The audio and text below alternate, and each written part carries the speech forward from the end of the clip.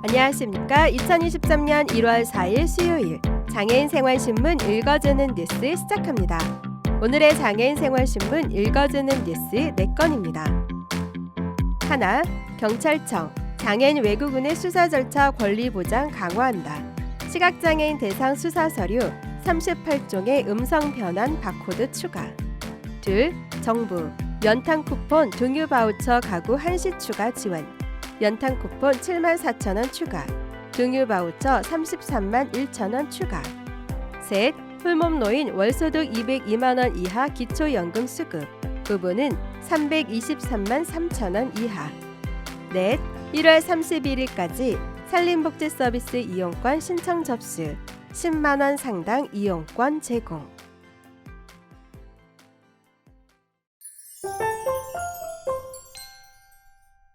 첫 번째 소식입니다. 경찰청은 앞으로 사회적 약자에 대한 절차적 권리, 특히 실질적인 방어권 행사를 보장해 수사 과정에서의 불이익을 최소화하기 위해 최선을 다하겠다고 밝혔습니다. 이를 위해 사회적 약자가 수사 과정에서 차별을 받지 않도록 관련 제도를 보강했고, 수사관을 대상으로 한 실질적인 교육 훈련을 통해 사회적 약자의 권리 보장을 강화하는 데 힘쓸 방침입니다.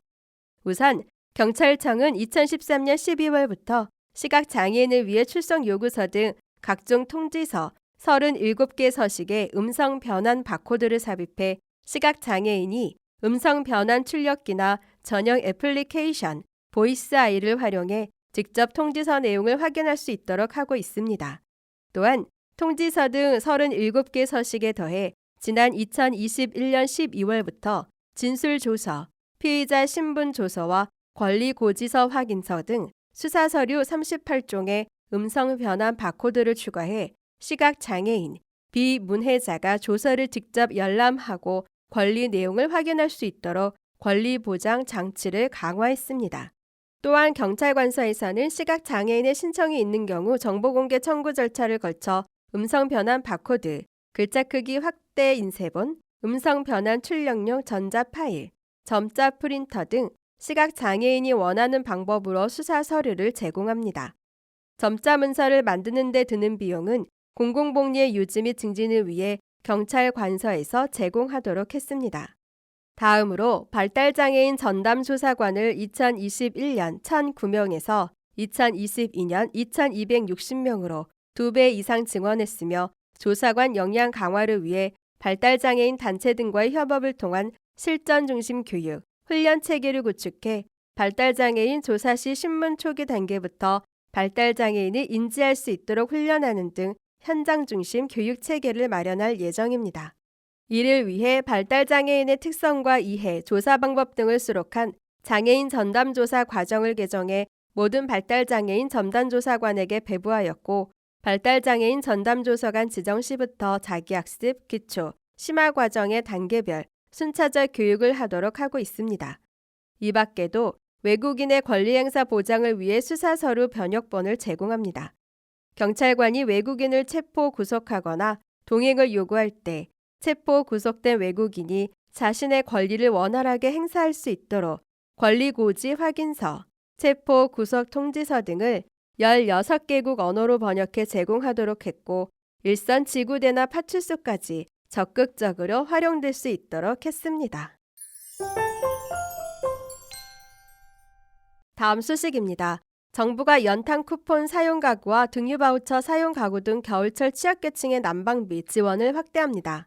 보건복지부와 산업통상자원부, 여성가족부는 최근 이어진 유례없는 한파와 에너지 가격급 등에 대응해 취약계층이 안전하고 따뜻한 겨울을 날 수 있도록 관계부처 합동으로 겨울철 취약계층 난방비 특별 지원 대책을 수립해 12월 28일부터 시행한다고 밝혔습니다. 겨울철 취약계층 난방비 특별 지원 대책의 주요 내용을 살펴보면, 먼저 연탄 쿠폰과 등유 바우처 지원 확대를 통해 기존에 지원받던 5만 5,400가구에 대해 추가로 54억 9천만 원이 한시적으로 긴급 추가 지원됩니다. 연탄 쿠폰 지원 5만 가구에 대해 가구당 7만 4천 원, 47만 2천 원에서 54만 6천 원을 추가로 지원합니다. 등유 바우처 지원 5,400가구에 대해 등유 가격 인상률과 평균 등유 사용량인 400리터를 감안해 가구당 33만 1천 원을 추가로 지원, 31만 원에서 64만 1천 원으로 합니다. 총 17억 9천만 원. 추가 지원 금액은 수급 가구에 기발급된 카드에 일괄 적용돼 기존과 동일한 방식으로 연탄 등유 구입 시 카드로 결제하면 됩니다. 한파에 특별히 어려움을 겪을 것으로 우려되는 사회복지시설과 쪽방 거주자에 대한 난방 지원도 강화합니다. 사회복지시설 중 생활시설과 지역아동센터, 가정폭력 피해자 지원시설 등 일부 이용시설에 난방비 52억 9천만 원을 추가 지원합니다. 국고지원 사회복지시설 등 8,526개소를 대상으로 2023년 동절기 1월부터 2월 운영비 예산을 시설 규모에 따른 난방비를 고려해 시설당 월 30만 원에서 100만 원을 추가로 지원합니다. 보건복지부는 시도복지국장 회의를 개최해 지방자치단체에 지방 이양 사회복지시설에도 유사한 지원이 이루어지도록 협조를 요청하고 특히 사회복지시설의 운영비를 난방비 수요에 우선 충당하도록 독려해 달라고 당부했습니다. 다음 소식입니다. 새해부터 기초연금 선정 기준액이 지난해 대비 22만 원 인상됩니다.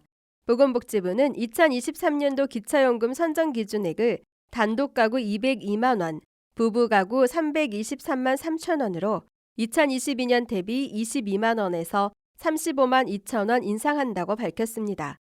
이에 따라 노인 혼자 사는 홀몸 가구는 1월부터 월 소득 인정액이 202만 원 이하이면 기초연금을 받을 수 있게 됐습니다.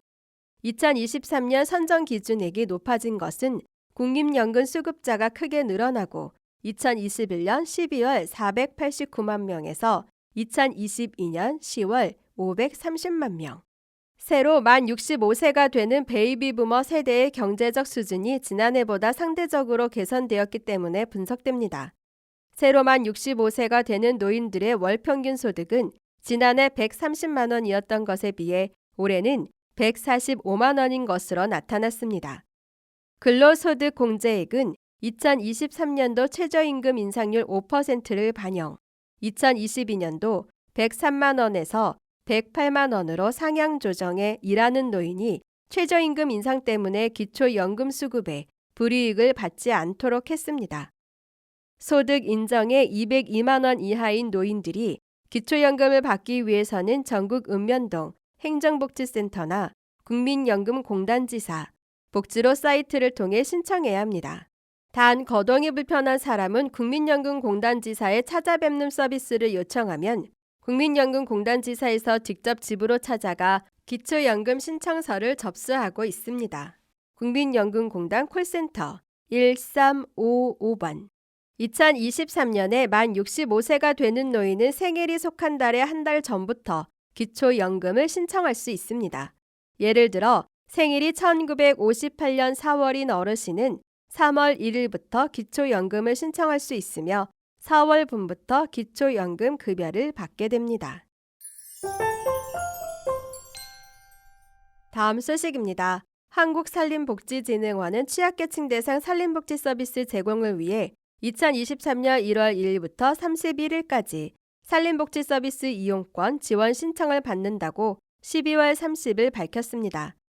사회 경제적 여건으로 산림복지 혜택을 누리기 어려운 취약계층에 10만 원 상당의 이용권을 제공하는 사업으로 2023년에는 2022년보다 1만 명을 더 선정해 총 6만 명에게 혜택을 줍니다.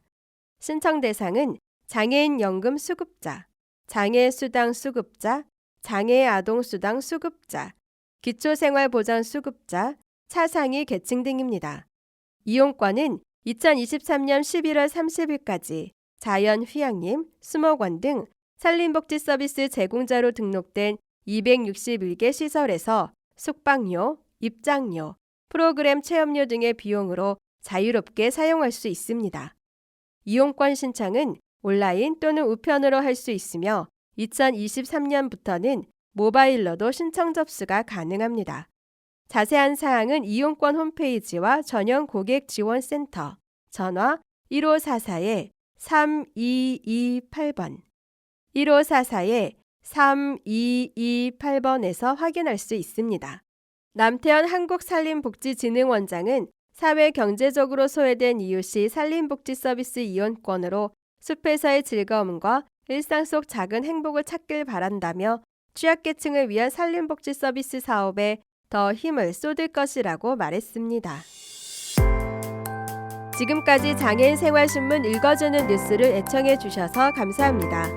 장애인 생활신문 읽어주는 뉴스 다음 시간에 찾아뵙도록 하겠습니다.